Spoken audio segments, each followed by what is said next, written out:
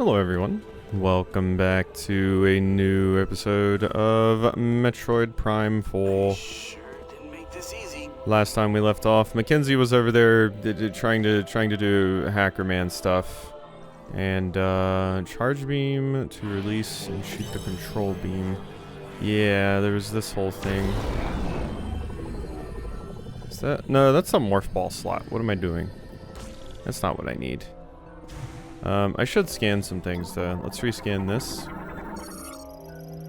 Lamorne control system from the machine era. Manages power throughout the room and functions as a data storage terminal. What about you? Activates any linked devices with a concussive blast. Ah, that's probably what I need to shoot through. Door power restored. There's a malfunction in the beam sensor on this side. The sensor on the other side is operational. Okay.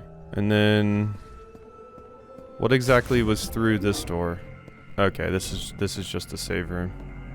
Yeah. I think I remember hypothesizing that this was a save room last time. Or I did actually use it. Well, no, I didn't go in the door, so there's no way I used it. But yeah, I just kind of ended the episode without just walking in here. But now we've got to save. Nothing else in here? Nah, not really. Alright, let me in. If the door isn't working on this side, can we interact with it from the other side? Yeah, I know, Mackenzie, don't worry. This is one extensive database. Don't worry, I got it.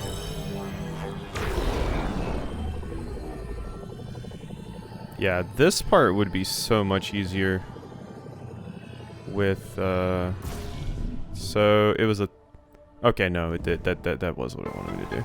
I was like, is that what it wanted or not? That's one way to fix it. Yeah.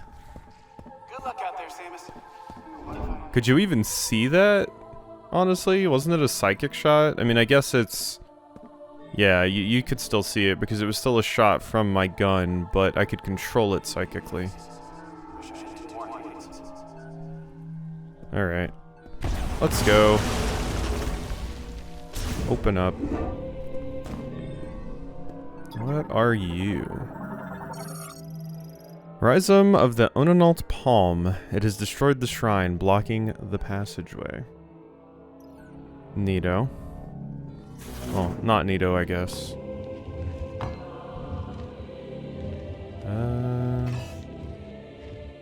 What was that? Ooh. Hi. Maybe we get morph ball bombs like right through here. But I guess I should put that there is something in here. There we go. Hello. What do we got? Oh, that was just needed.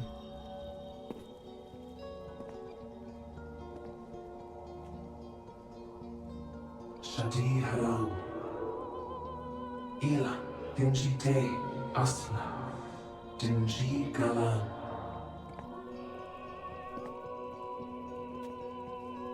Algadina. Lamornalas. Indanish Gathalate Sadebelek Amchandivas. Galis. Your history is recorded in a tree. And Celine Sadebelek Galanshe. Chisana Shakatun Adebelek. Great Galanshe. Galanshe Kigatha. Shadi Haram. Iskalagan Gedishakan. Siatin Virus. Kalagan Gedishakan. Sihalashast.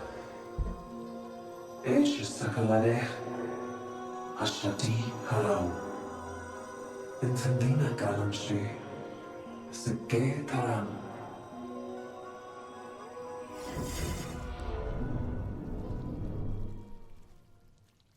Interesting. So we have 5 more things to collect. We have those like 5 keys that I needed to get for like the various areas, but I'm guessing this is the 5 things I need to collect in this particular area.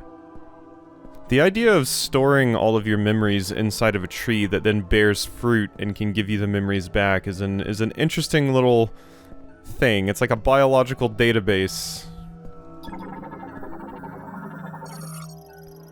Sculpture of a prominent Lemorne priest. The inscription reads, Kalvanda. And you? Small size energy converter. Converts energy from green energy crystals into psychic energy, then sends it to the tree. Ancient era altar with a plant motif. Designed to unfold. Analysis implies there is a way to trigger it to open. Is that here? No?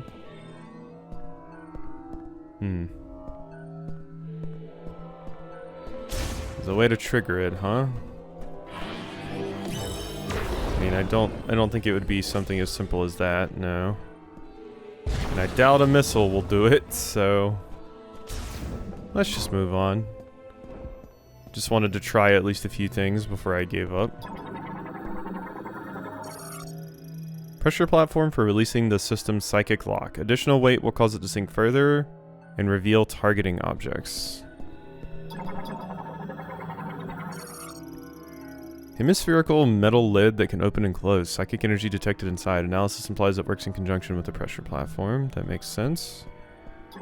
And then these are my targets. Psychic lock linked to the triple target. Simultaneous exposure of all three targets to psychic energy will release it. Spherical grows to the unknown's palm rootstock. Uses sword. The outer skin is very durable. Can be broken by a concussive blast. Yeah, another one of these. Let's put that right here. I guess it does, because it kind of put that one in the... No, that's still just in like the middle of the room. I was like, it kind of put that one in the right spot. Maybe I'm doing something wrong, but no. Okay.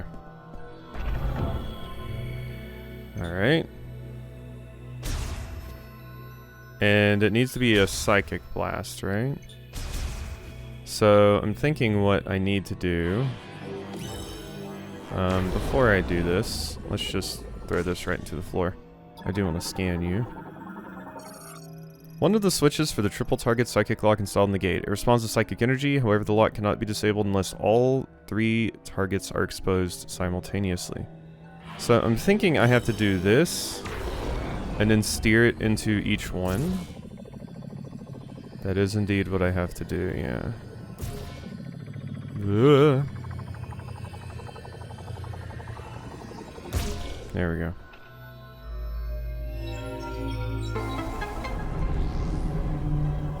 I did it. It's open. Okay. Now... Yep, all targets exposed. Lock released. What is this door, though? Hello? Stone sculpture of a common Lemorne priest. The storage at its feet holds motes for psychic recordings.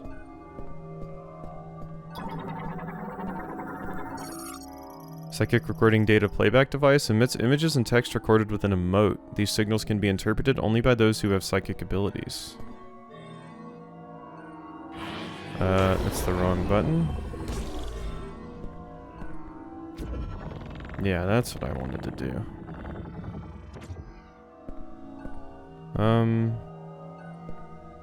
Is that controlling where the... It's images and text recorded within a mote. These signals can be interpreted only by those with psychic abilities. So, if I'm reading this right, that should mean I go to this one and it has something, right?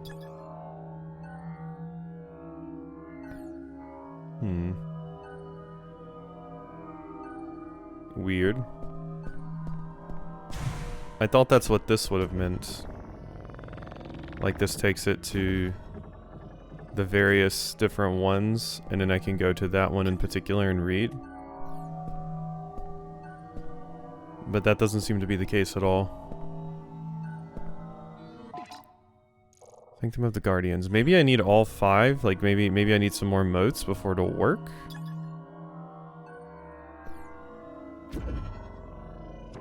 Because, yeah, currently it doesn't really do anything. And then... this is nothing as well. It's just kind of a spot to stand. Okay. We will see what is going on over here. Now that we have opened up this way. Hello. Are you new? No. Leaves. Lemorne Priest. It bears an inscription that transliterates to Vakun and includes a description of the individual. Ooh. Inventor of the moat-operated psychic lock. In accordance with the prophecy of the Chosen One, he built the shrines now hidden throughout Soul Valley, filling each with his moat-related devices. Neato. That was one of the lore things, yeah. This is why you examine all the statues.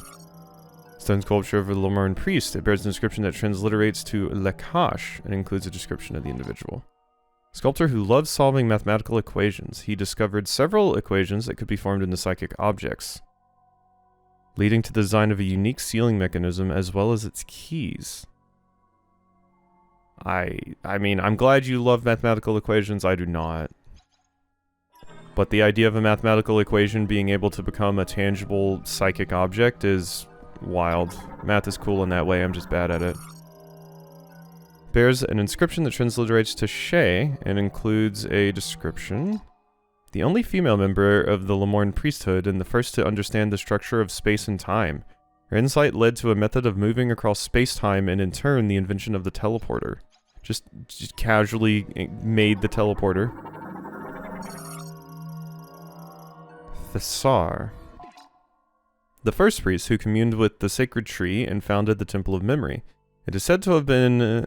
he is said to have been gifted at conveying thoughts without the need to speak and at understanding others without the need to hear them. Okay. That makes sense. Go down the door. Thank you. Cool. That looks like a... that looks like a boss fight. And you look like a boss. Yup. Hi.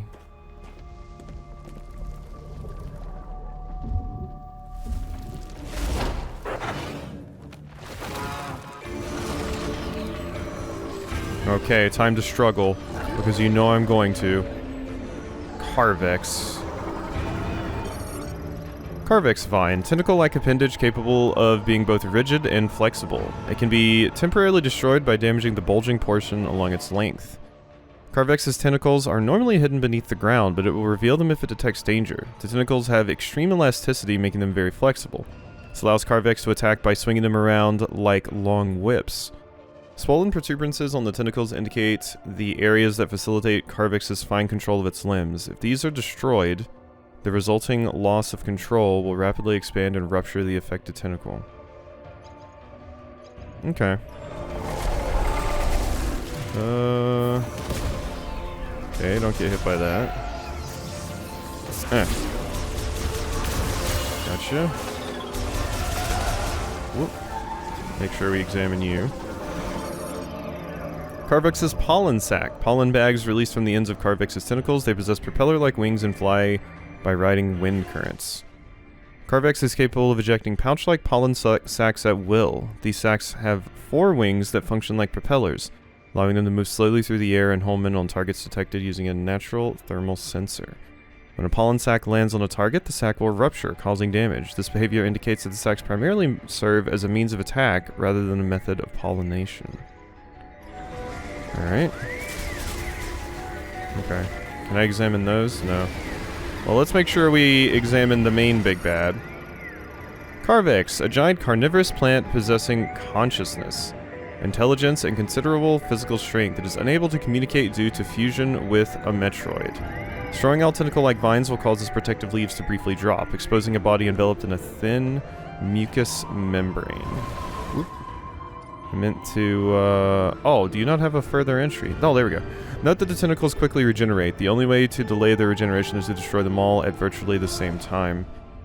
Giant carnivorous plant that possesses self-awareness and cognitive thought. While it once coexisted and communicated with the Lemorne priest using telepathic waves, one of the effects of the Metroid fusion is a disruption of its thought pattern, preventing it from communicating. It now sees everyone as enemies and will attack indiscriminately. For melee attacks using its tentacles. These tentacles can be destroyed, but individual tentacles will grow back quickly through rapid cell proliferation and cell transfer from any remaining tentacles. If all of its tentacles are destroyed simultaneously, the regeneration process requires its body to generate considerable heat, forcing it to open its protective calyx to cool down. This will expose a thin mucous membrane that is vulnerable to damage. Alright, yeah, so I know what I'm doing.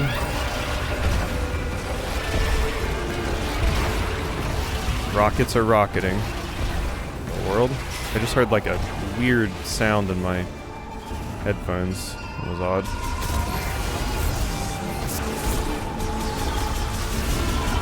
Is that enough? Whoop.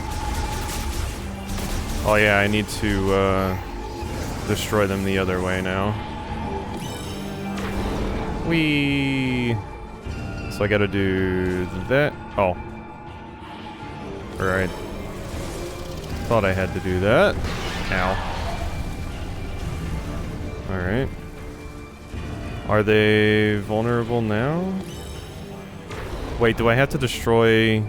I might have to destroy this bit first. Yeah, I think I have to destroy that. And then when they're in, like, the exposed state, like that, that's when I, need to hit them. Yeah? Okay, now we do it. Ooh. Ow. Go away. Both of you. Alright, so now we do it. Yeah, I think this is right. Yes, because we had to get rid of the armor first. So there is multiple steps to this. There we go. Alright, and now I think I can just lead it right into you. Uh-huh. Now we just missile all day. Shoot in a few of those while we're at it. Okay. Wasted a missile. That's fine. Is that health? That is health. Okay.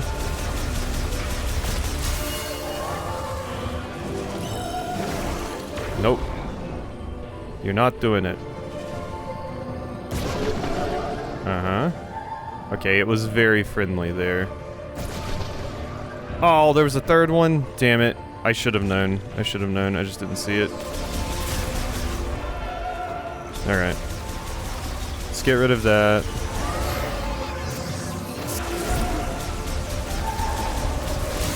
That one's done. Oh, ow. Wow, you're really doing a huge spin cycle here. Alright. Okay, now it's done. Boom. Alright, we should have plenty of time to do this before they hit me. And the other one is moving, so it's a little bit awkward. Damn it. It was in the process of moving. Alright. Yeah, I had to adjust a little bit because it wasn't totally still. Ooh. Probably about to get hit. Yep.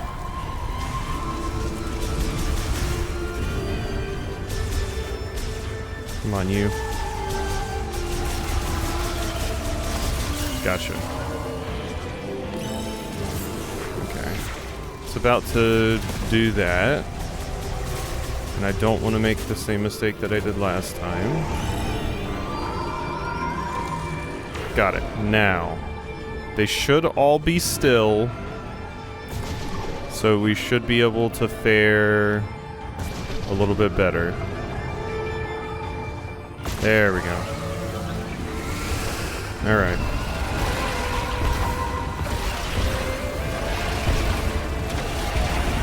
Yep. Unfortunately, oh my god! Jeez. You were just like continually shooting in one direction. What is this, by the way? Oh, just the... Yep. So we're probably getting morph ball bombs from this.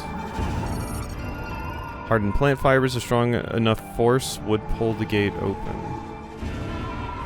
Okay. None of that, please. Ow. Yeah, that's my bad. Got that. Oh. Ow. Nope.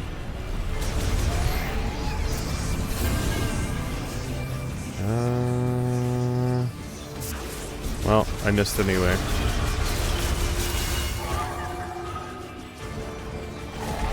I can't, my Joy-Con keeps slipping out of my hands. I'm not used to using the Joy-Cons like this. Not at all. I'm used to playing with a Pro Controller for like most things. Okay, they're doing their spin cycle. Honestly, this wouldn't be the worst time to get the hit, I don't think. But let's try this. I'm imagining there's not an invisible wall here, and I can, yeah, actually go through that. Thank you. Alright. Now you. Yep. Sorry, Carvex. You seemed like a cool psychic plant, but I'm gonna have to put you down.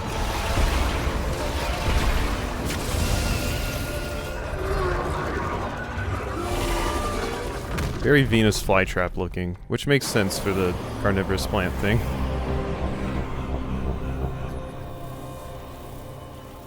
Hey, I restored you. If there's anything I know, it's murdering Metroids. Except for the baby.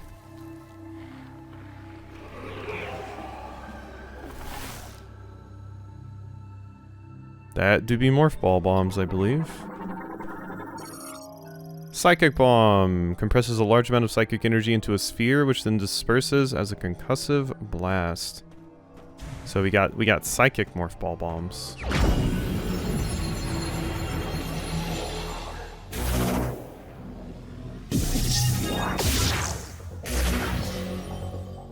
Was that a little baby morph ball jump? Psychic bomb acquired. Psychic bombs are usable only in morph ball mode. Up to 3 can be placed at a time. The concussive blast of psychic bombs damages objects and enemies and can be used to perform a bomb jump. Bombs can be given psychic mote properties by pressing and holding A/ZR. Interesting. Check more. Okay. I'm guessing there's like a charged version, that's what it's talking about. So, I'm guessing since it just mentioned... Okay, we do have Spring Ball, yeah, as I would expect. So, I'm not making that mistake again, hopefully. But I do just like the, process of doing bomb jumps. It's satisfying to get it right. You know? Like, it's really satisfying to get it right. But, yeah, we have Spring Ball. Alright, so it said hold ZR? Oh! That's what it means. You can just straight up turn it into a psychic mode. That's very interesting. Okay, yeah, it said give it the properties of a psychic mode, but I thought it was just going to make it like a special psychic bomb, like it was a, but no, we can just make our own motes now. That's nuts. Sacred Shrine teleports the chosen one to an alternate dimension that houses a teleporter key, activated by gazing at the statue's forehead. Sacred Shrines are single-use teleporters prepared by the last priest Chatoya as a way to access the alternate dimension where the master teleporter keys are kept. When not in use, the shrines themselves are also placed in an extra-dimensional space, though they are linked to each key guardian in such a way they can be summoned to them at will. Key Guardians will summon their shrine only for the chosen one. However, if their body were to die and their consciousness dissipate, the shrine will appear on its own. Okay. Rest in peace, I guess. Okay, it's not letting me leave now because I've activated that. I was kind of worried that might happen. Hopefully it just puts me back here when I'm done.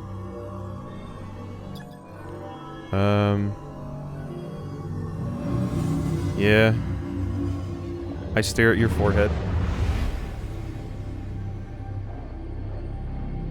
Ah. This just really reminds me of, you know, when you're going into the alternate dimension to get the keys in Hunters. You know? You know what I'm talking about.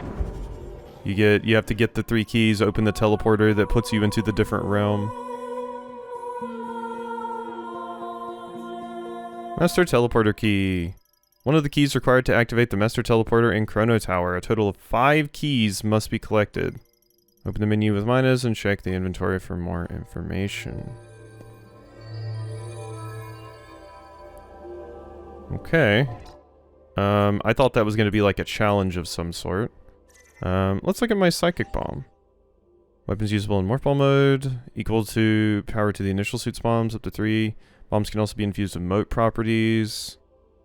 Bombs damage enemies and can destroy structures that are weak to impact, such as brittle walls. If a bomb explodes in a bomb slot, the concussive blast will power any connected devices. Once infused with a moat, they can be used to reach bomb slots that are too high to reach in Morph Ball mode. By moving on top of a placed bomb while in Morph Ball mode, its concussive blast can be used to jump. Interesting, yeah. And then Spring Ball. Yeah, press X to jump. Concussive burst of Morph Ball bombs can also be used to jump while in Morph Ball mode. Yeah, we know that. Okay. Okay. What the? Samus, do you copy? Oh, hey. Booyah! Long-range comms are back online. Booyah. Did you achieve your objective? There's something I want to talk about. Meet me in base camp? Booyah. Yeah, no. I just got Booyah bombs. All I can think of when saying Booyah is Splatoon. I'm sorry. My brain is broken in such a way. Even though I haven't really even played that much Splatoon, if I'm going to be honest. If I am being real. Oh, look at all the little critters. Oh, this is so beautiful. Oh my god, this is so cool. God, I've got to say, I've seen people saying this, and I feel the need to reiterate it again. I really don't need a video game to look nicer than this. Like, what it does with the art and just, like, the various perspectives, thanks to, you know, Morph Ball mode and the first-person mode and all this different stuff, it's just so beautiful. And they do such a good job at making beautiful alien worlds. My god. I love it. It's so gorgeous. Hello. Are you friends? You are foe. Green energy crystal. Crystalline deposits of concentrated green energy. Contains large amounts of teratogens. Teratogens? Which can interfere with cellular growth. Green energy crystals consist of silicon dioxide that is crystallized with a large amount of green energy ions. They are broken relatively easily, either by strong impact or using firearms. Although very little green energy occurs naturally in the geologic record, green energy showers have made it very common throughout Soul Valley. Extracting energy from green energy crystals can only be done using the device on the altar at the Temple of Memory. Green energy extracted here is then sent to the sacred tree, which is consumed to grow memory fruit, as we know. Okay. And yeah, those aren't new, they're just naturally green. I was like, does it need me to read it again? No. Ooh.